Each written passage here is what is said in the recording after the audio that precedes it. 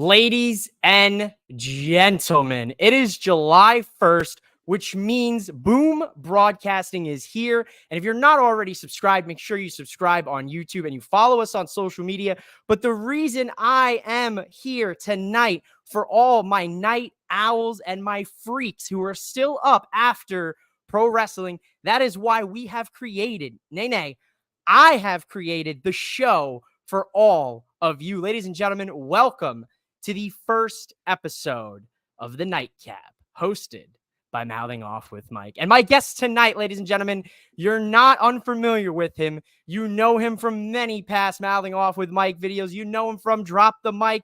You know him from Out of Pocket. And now you know him from Boom Broadcasting. I've got the CEO of Boom Broadcasting. I've got Michael Davis here tonight to help usher in your Nightcap. Welcome in, Mike. How are we doing tonight?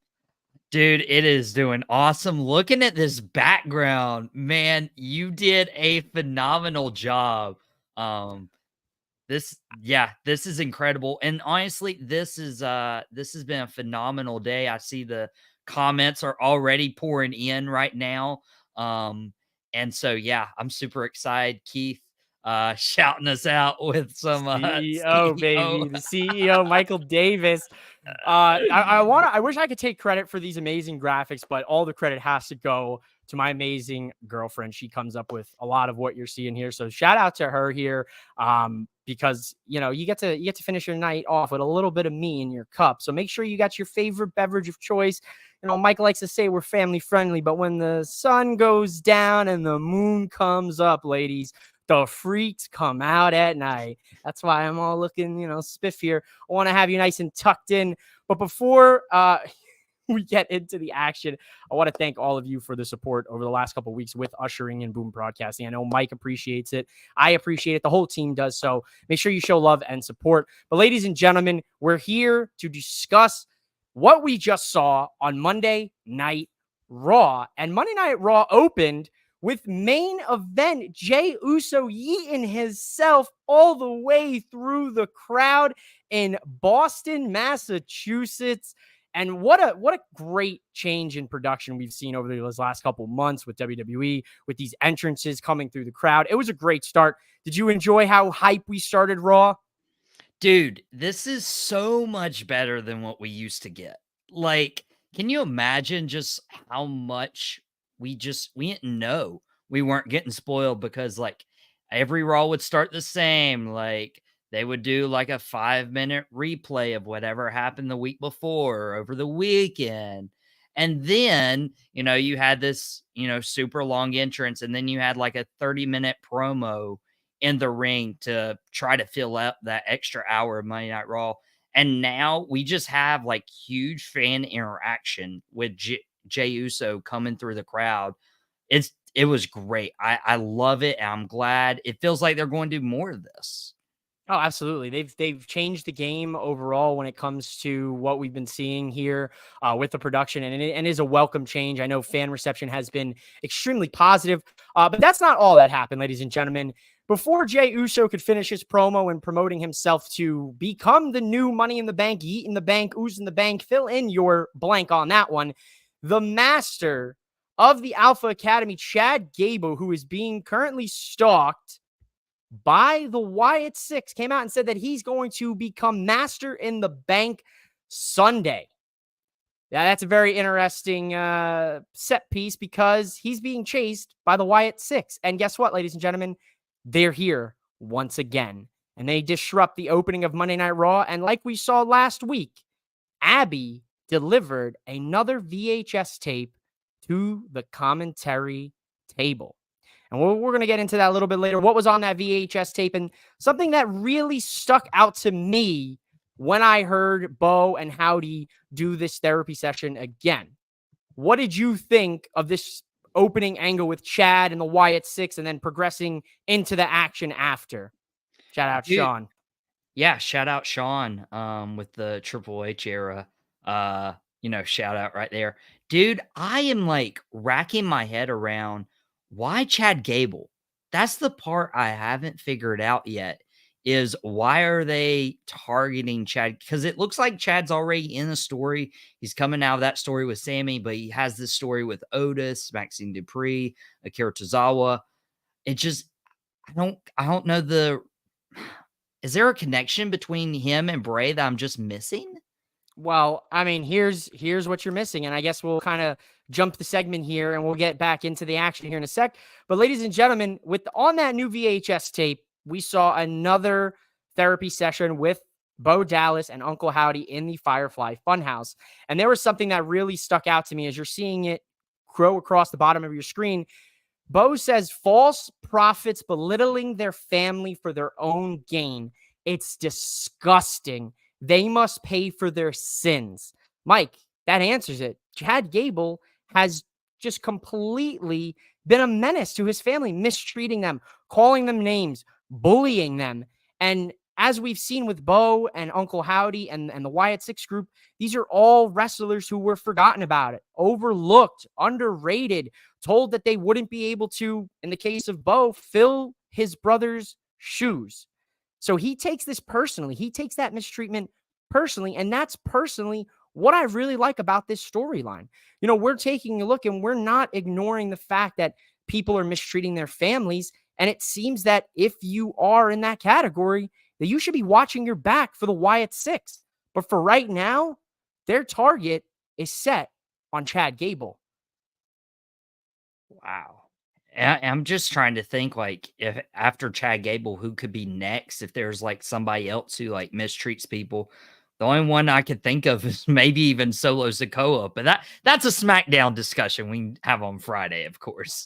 That's a SmackDown nightcap for you on Friday night. This is where things get a little bit more crazy. But it's something to keep an eye on. Solo has mistreated his family, you know, especially right now, Jimmy Uso, most notably. And now, of course, the Wiseman, Paul Heyman. You could make an argument for a few wrestlers. You know, you could say, look at Johnny Gargano and Tommaso Ciampa with The Way, Candice LeRae, Indy Hartwell, you know, Austin Theory. They mistreated Dexter Lumis. And Shadow, Taylor's blowing his mind with this stuff. There's so much potential in him. I agree, Shadow. Shout out to our boy over there. Make sure you check out their content. I agree. Taylor is so underrated, guys. Like you know, a lot of new wrestling fans who may not have seen him, you know, Ibo leave and his gimmick, you know, NXT champ run, you know, shortly there on the main roster. Even his stuff with the B team was really solid.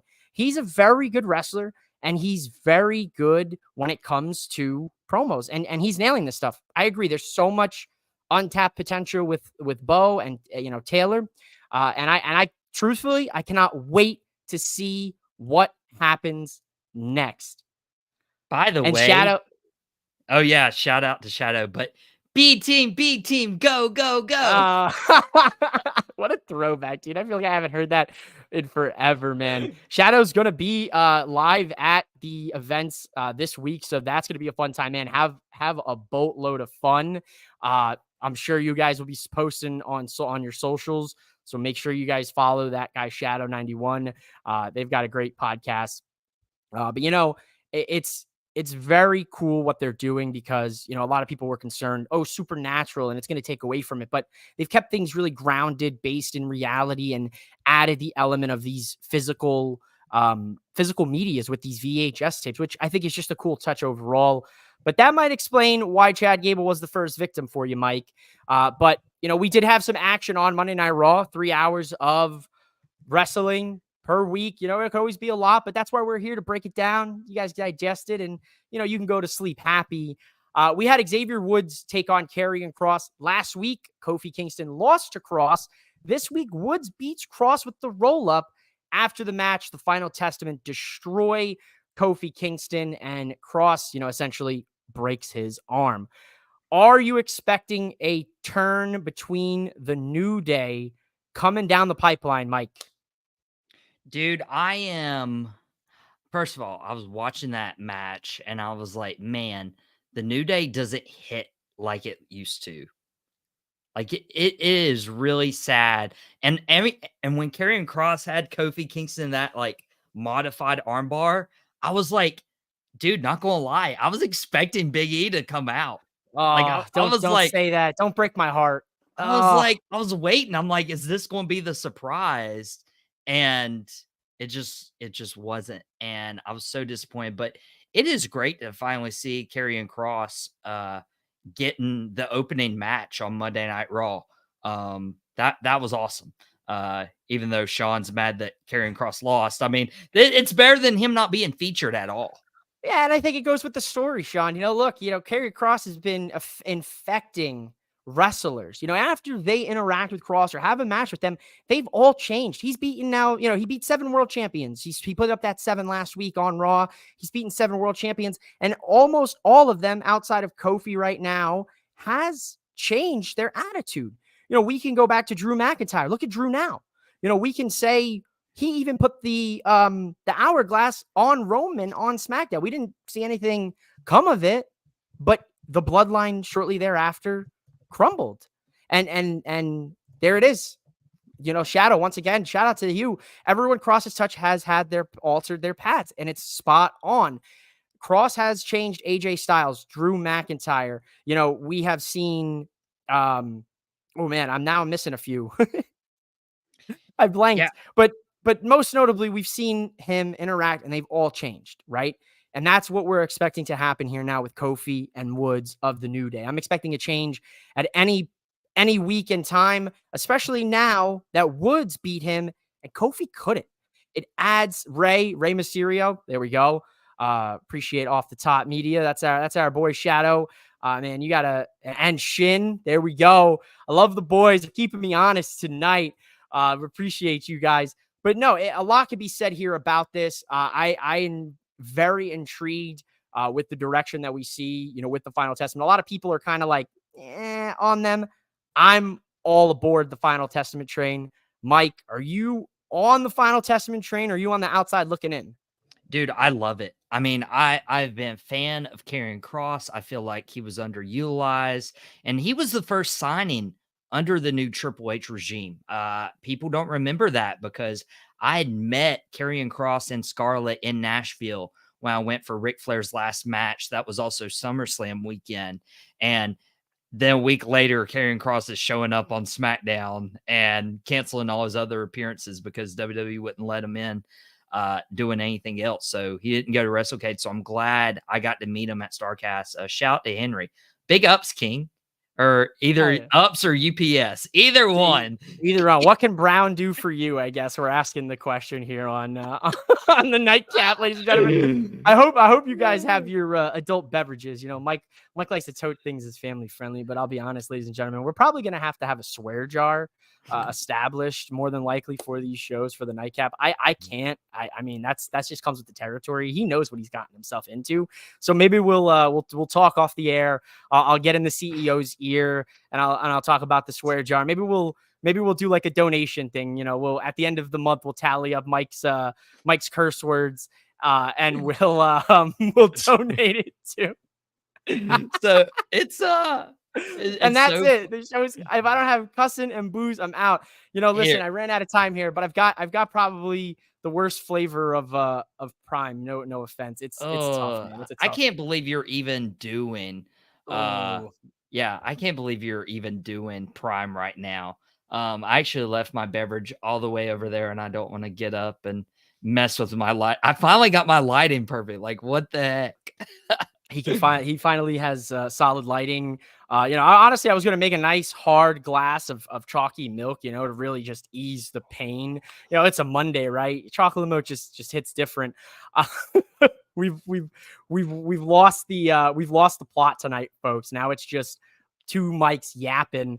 I love it. Great start to Raw. Shout out to Cross for getting that opening match. Like Mike said, but things progress. We have a couple packages here and there. We're not going to get into too much of the talking. We'll further develop each of these shows on our individual wrestling podcast. Drop the mic, mouthing off with Mike. But we have to discuss the Women's World Heavyweight Championship match, which saw Liv Morgan take on Zelina Vega. And unfortunately, Zelina Vega was unable to capture gold tonight. Chalky milk slaps for real. Shout out Keith. But we are starting to see some interesting shifts when it comes to the Judgment Day as well as Liv Morgan and Dirty Dom's blossoming relationship or situationship, we can call it. Mike, what are your thoughts on what we have been seeing with Liv, Dirty Dom, and the Judgment Day? Dude, we are going for one of the most messiest splits. Anytime, and you know this, like if you're an adult and you've seen your buddies in relationships and something happens and they don't work out, it gets pretty messy. Like there's all this slander, there's all this gossip, warranted, unwarranted, whatever the case may be. Um I does plead this the mean fifth. I plead does the this fifth. does this mean Uncle Howdy's going after Dom and Judgment Day next? Who knows? I Who knows? mean, I wouldn't be upset if Abby went after Liv. I'm not mad about that. You know what I'm saying? I mean, but Chalky dude, milk on a Monday. Gotta love it, folks. gotta love it. That's why I need to do next week is come back with some chocolate milk. But dude, I noticed while Dom was like in the same position Liv was a couple weeks ago, Liv like held Dom there. Grab them hips, Right? baby. She grabbed the hips. She said, We're- let me get a taste of this. It is the nightcap, folks. And she wouldn't let go. I was like, that is great attention to detail with the story. She hit him with a little bit of the baby grind on me. Just a little something for your something tonight. Look, Dom is going to break eventually, Derek. It's only a matter of time. Much love to Shadow. Thanks for hopping in and joining here, man. Much appreciated. Have fun this weekend at Money in the Bank and all the festivities. And make sure you guys go follow their YouTube and their channel of Off the Top Media. Folks, we're rounding down. We got a couple minutes left, but we got to talk about Rey Mysterio is 3-0 against Dirty Dominic. No thanks to Liv. And as you heard, Mike, we had a little hip grab in here. No hip thrusting, thankfully, But Rey Mysterio once again beats his son. He's 3-0. Thoughts on this, Mike? When will Dom ever get his win against his dad? It's coming. And Ray's already alluded to when it will happen. It's going to be Ray's retirement match. If Ray doesn't have his retirement match against his son in a mask versus hair or career versus hair kind of match, or heck, right now it could be career versus stash. I mean, that stash right there for Dom Mysterio is top tier. Listen, if you guys blow up the Boom Broadcasting YouTube and my YouTube or follow us or whatever, if we hit a certain number, I'll do the stash. You'll do the stash? I'll give you the stash. I'm putting that out there. We're live. I got 23 viewers or however many. I'll put it out there. Listen, if you can get Mouthing Off with Mike to 200 subscribers, you can get Boom Broadcasting to 200 subscribers by the end of this month of July, which is just plenty of time, folks. I will do the Dirty Dom mustache just for shits and giggles, folks. Just for fun, just for funsies. I am getting looks here from my lovely girlfriend about that. So, folks, make it happen. He's not talking about me, by the way. I'm not talking about Mike. No. He's not talking about as much as I love him. And she's off camera. She's off the camera. She's my live studio audience. The nightcap was filmed in front of a live studio audience for your viewing pleasure tonight. There will be no live sex celebrations, i.e. Edge and Lita, but there might be some shenanigans that ensue as we've seen. Folks, we've got a few minutes. We got to talk about some Money in the Bank last minute qualifying matches for the last spot for this Saturday's Premium Live event. We had Dakota Kai take on Zoe Stark, take on Ivy Nile. And folks, the field is set. Zoe Starks has qualified for Money in the Bank. Do you like this decision for Starks, Mike? Or would you have preferred someone else from this triple threat? So, honestly, I could have seen any of these people in there between Nile, Stark, and Dakota Kai. I feel like Zoe Stark would be a dark horse to win the women's Money in the Bank. I feel like a lot of people could see Tiffany Stratton win it. Guys, the comments are doing awesome. By the way, just wanna say, like, this is phenomenal. Like, we're closing in on our first day of Boom Broadcasting, and the amount of love and support we've gotten. The fact that you guys, most of y'all are East Coast, the fact that y'all are up at 11:25 at night, commenting live with us is it does not go unnoticed. It doesn't go unappreciated. Thank you, thank you, thank you. With that said, I'm a big Dakota Kai fan. I would have loved to have seen her in this match, especially after she put out on social media, hey, I've never had a PLE match one-on-one. Like, I'd love to have one. And if she was champion, it would have obviously happened. So hopefully we can get her in front of her home country and be able to do that for her, because that is awesome. Jordan, we're for you too, my friend. Much love, Big Dobies. I love you, brother. Listen, folks, the mustache is a hot topic. Clearly, I guess we're going to have to follow through on that. You guys better go subscribe. I personally, like Jordan said, I would like to see Dakota Kai, but I'm seeing some murmurings here that there's a slow build in effect with Dakota. So I guess time will tell for King Coda. I'm okay with Zoe. Zoe is super underrated. Sean Lucas, my man. We've talked about it a few times on Mouthing Off with Mike, on Drop the Mic, on Out of Pocket. Super underrated. I'm happy for her as well. That's it. The field is set, folks. As you see it scrolling past you, you got Chelsea Green. You've got Tiffany Stratton. You've got Naomi. You've got Io Sky. You have now Zoe Stark. And, of course, Lyra Valkyria. We'll get into predictions this week on our respective wrestling shows. And, ladies and gentlemen, for your main event of the evening, we had our final Money in the Bank men's ladder match qualifying. Drew McIntyre taking on Ilya Dragunov, taking on Sheamus. Ladies and gentlemen, a fantastic main event of Monday Night Raw. What did you think about this match, Mike, before we get into the rest?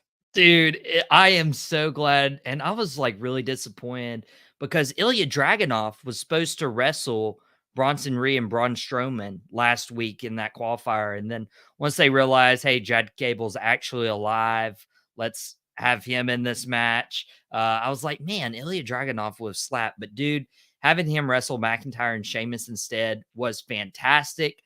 My only concern is we actually did one of these live streams on your channel, the Money in the Bank live recap. We were kind of like testing things out for when we do the nightcaps here on Boom Broadcasting.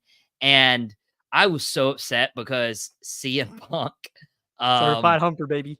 CM Punk like cost Drew McIntyre. And I feel like Drew is only in this Money in the Bank ladder match for CM Punk to again come out and cost him the briefcase. And I'm not ready for that. It's very funny you mentioned that, Mikey, my man, because a lot of the participants in this match have things tied to them. They've got other feuds tied to them that are probably going to bleed over in this match. And by my count, there's 3 superstars who could potentially get screwed out of Money in the Bank. And I'll let you guys kind of fester on that. And I'll talk more about that on Mouthing Off with Mike this week. And I know Mike will have his Money in the Bank predictions on Drop the Mic. But Drew is in the match. More than likely, CM Punk is coming into play. The writing's on the wall, folks, for Drew McIntyre and CM Punk. Get ready for SummerSlam. Fingers crossed, as long as everybody is cleared. Looking at you, CM Punk. Overall, ladies and gentlemen, the final Raw before Money in the Bank has come and went. What did you think of the action on the final Raw before Money in the Bank, Mike, before we close up shop tonight? Dude, I enjoyed it. I saw some social media posts about, it's hard to watch Raw after an AEW pay-per-view, and he knows who I'm talking about.